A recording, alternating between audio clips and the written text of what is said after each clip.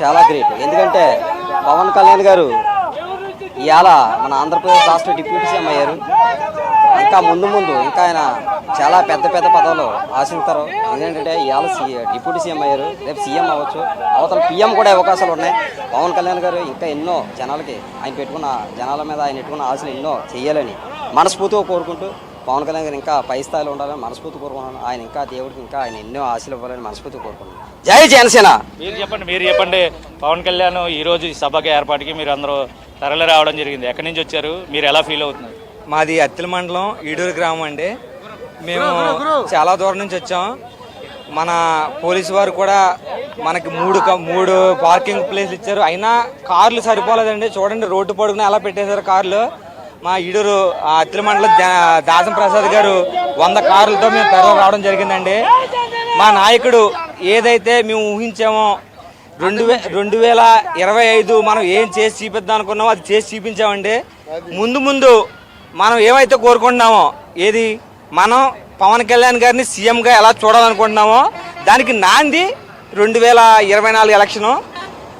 100కి 100% strike rate చూపించాం. 2029లో మనం కంపల్సరీగా అధికారాన్ని చేతబొందుతాం.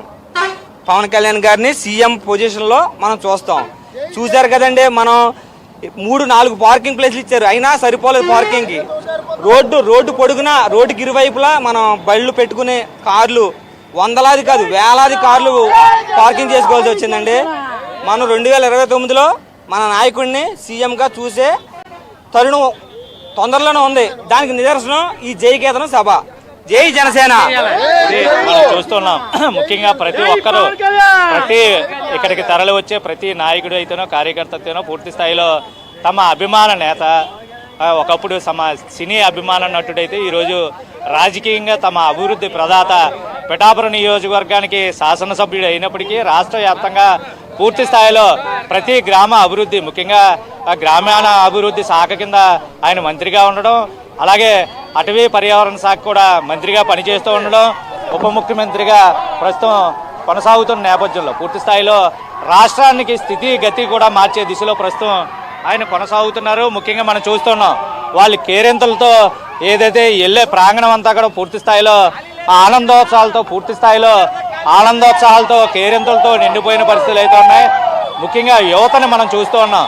ప్రత్యేకించి బస్సుల్లో వచ్చి పూర్తి స్థాయిలో వాళ్ళు ఏదైతే తమ అభిమాన నాయకుడి కోసం అయితే చాటుతున్న పరిస్థితులు అయితే ఉన్నాయి. జెండాలు చేతబూని హర్షధ్వానాలతో వాళ్ళు నాయకుడికి నినాదాలు చేస్తూ పూర్తి స్థాయిలో వాళ్ళ అభిమానాన్ని